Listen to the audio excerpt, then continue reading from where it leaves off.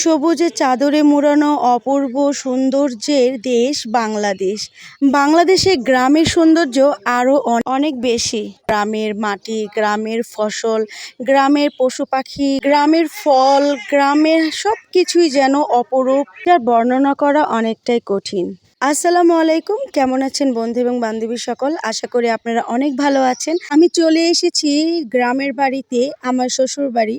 তো গ্রামের জীবনটা আসলেই অনেক সুন্দর, সবুজে শ্যামলে প্রত্যেকটা জায়গা যেন অপরূপ আর ফলে ফালে ভরা।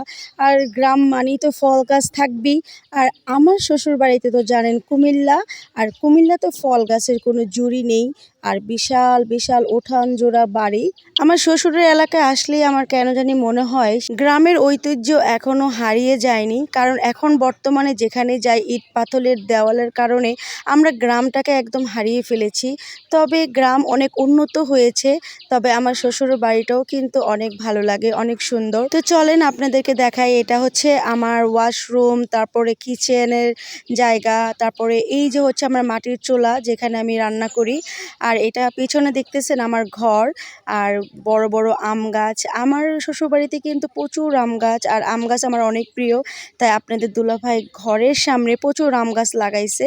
আর আমার বাচ্চারা দেখেন তাল পেড়ে নিয়ে আসছে।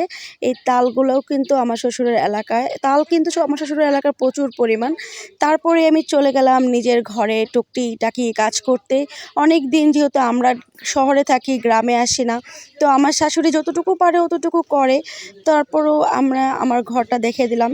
এই রুমটা হচ্ছে রান্নাবান্না করার জন্য, আবার এখান থেকে ওই যে আমার মাটির চুলার ঘরে যাওয়ার জন্য এই রুমটা এখানে। তারপরে এই যে দেখো, এইখানে হচ্ছে আমাদের ওয়াশরুম, গোসলখানা, তারপরে এই যে থালা বাসন ধোয়ার জন্য আলাদা একটা স্পেস। তারপরে এই যে দেখো কত বড় বড় কাঁঠাল গাছ। এবার আমার শ্বশুরবাড়িতে কাঁঠাল গাছ প্রচুর পরিমাণে ধরছে, সবসময় ধরে। আর এত এত কাঁঠাল গাছ, এত এত কাঁঠাল, ফলের দেশ বলে কথা। তারপরে দেখো মাটির চুলায় রান্না, আমার যা মাটির চুলায় রান্না করতেছে, আমি একটু ভিডিও করে নিলাম। আজকে আমার যা খুব সুন্দর করে, মানে এটাকে কি বলো তোমাদের এলাকায় একটু জানাবা। এটা এখানে ছিটা পিঠা বলে তারা। তো খুবই সুন্দর, কেউ খোলা পিঠা বলে, কেউ ছিটা পিঠা বলে।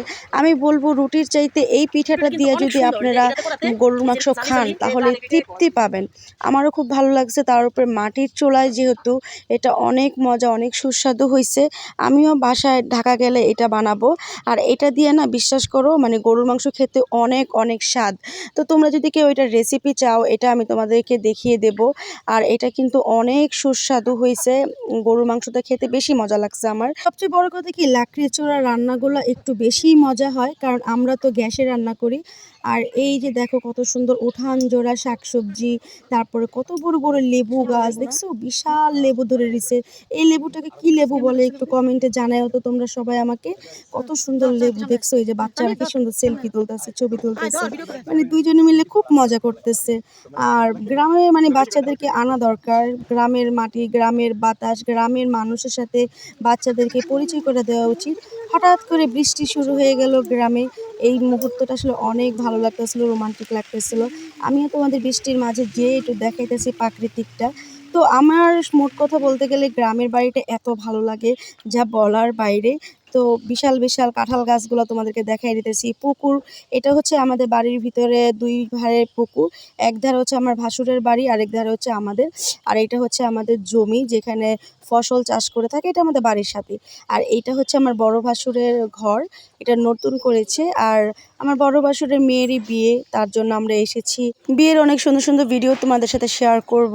আর ঘরটা কেমন হলো কমেন্টে জানাতে ভুলবা না। এদিকে সবাই কাজ চালু করে দিচ্ছে, কারণ আজকে গায়ে হলুদ, সব কিছু ফিটিং ফাটিং। আর এই যে দেখো গ্রামের ওয়াশরুমগুলো কেমন হয়। ওয়াশরুমটা মোটামুটি অনেক ভালোই হয়েছে, আমার কাছে ভালোই লাগছে। গ্রামে চলে, হ্যাঁ, অনেক সুন্দরী, কি বলেন?